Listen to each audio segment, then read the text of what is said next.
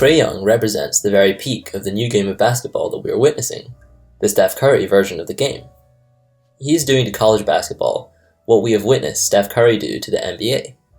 To understand this comparison, we need to go back to the year Steph Curry was drafted in 2009, less than a decade ago, when the NBA looked like this, and was dominated by these players. Let's take a look at the 3-point attempts per game of the top 10 scorers in the NBA that year. A high of 6.7 from Danny Granger, a low of 0.6 from Chris Bosh, and an average of 3.3. Compare that to this year, where we have much higher averages. A high of 10.5 from James Harden. Notice how that's not Steph Curry. A low of 1.7 from Giannis Antetokounmpo, and an average of 6.1. Everything has increased, and significantly so. This is of course representative of the entire league. Compare the 2 years in terms of the total 3-point shots and 3-point makes all season, and you see a similar trend. What or who is the single most significant reason why this trend has occurred? The answer is, of course, Steph Curry. What is really amazing for me is that Curry's impact on the league has developed in 3 clear stages. The first stage is the first 3 years of his career. He was a sub 20 point per game scorer. Despite this, Curry knew his strengths and came into the league shooting 4.8, 4.6, and 4.7 threes per game in his first 3 seasons, an unusually high amount back then. But the following season, something changed, and Curry shot 3 more threes per game over the next 3 seasons. The clear increase, then plateau, suggests to me that this 60 to 70% increase in 3-point attempts per game was intentional and premeditated by the Mark Jackson coaching staff. These years were the developmental years of the Warriors, where under Coach Jackson, they managed to break into the early rounds of the playoffs and threatened to become a dominant team. A huge part of this breakthrough was Curry's newfound scoring, from 14.7 points the previous injury-riddled year to 22.9 and 24.0 points per game the following seasons. Part of the way through this phase, however, Coach Jackson was fired and replaced by Steve Kerr, who led his Warriors team to their first championship. The following season, despite their success the previous year, Kerr changed the scheme once again to increase Steph Curry's 3-point attempts per game another 3 attempts, topping out at a crazy 11.2 per game. He has moved back down to around 10 3-point attempts per game the past 2 seasons, but his attempts stay well above the Jackson-era seasons and the first Kerr season. It's no surprise in my opinion that these past 3 seasons have been ones of Golden State dominance.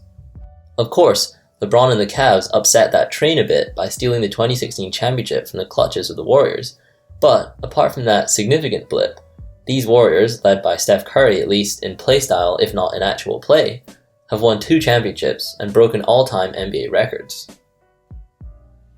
Not only has Curry introduced a new style for his own team in Golden State, but he has been the catalyst for other teams to adopt a 3-point oriented offense.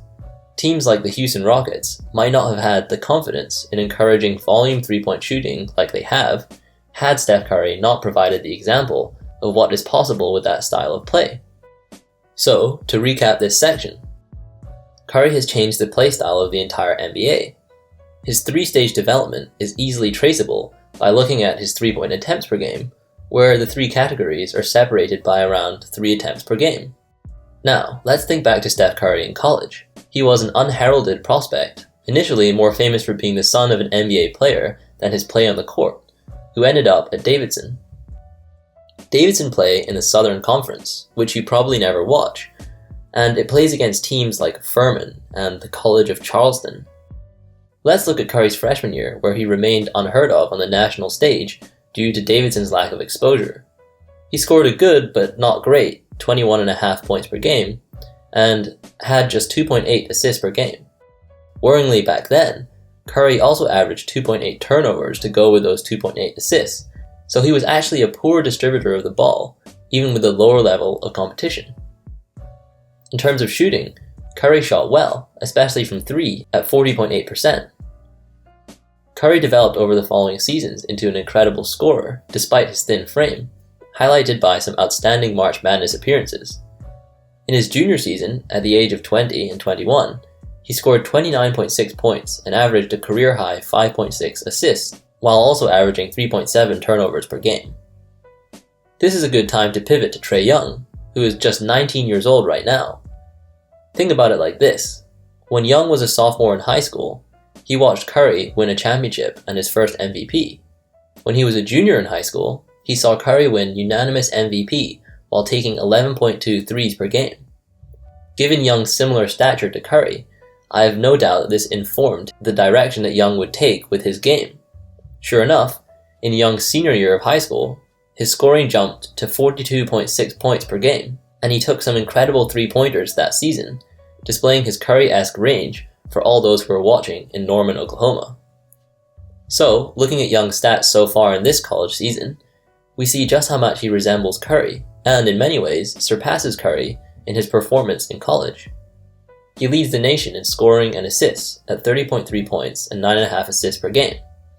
His 5.3 turnovers per game is exceptionally high, but his assist-to-turnover ratio of 1.79 is still better than Curry's best season in terms of distribution in college, where he had a ratio of 1.51.